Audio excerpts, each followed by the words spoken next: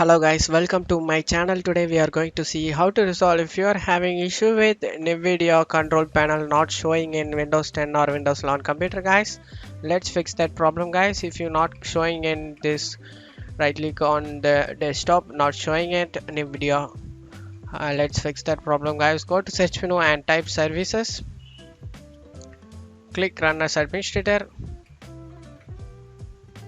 and opens up services. You just need to locate the NVIDIA display containers ls. I don't using NVIDIA drivers guys, that's why I'm not getting it.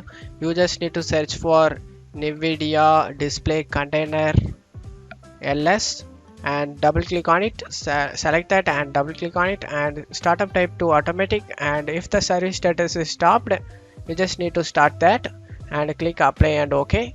And after doing that you just need to right click on the NVIDIA display container ls and select restart, and hopefully that can able to resolve the problem guys. If you not get resolved, go to services again and search for NVIDIA display services.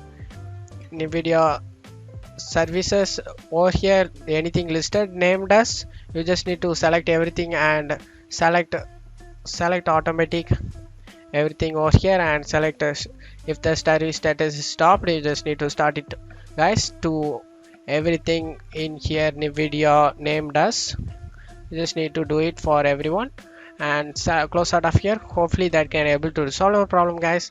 And that's it for today's video guys. I hope this tutorial definitely helpful guys. Give me a like and subscribe. Thank you.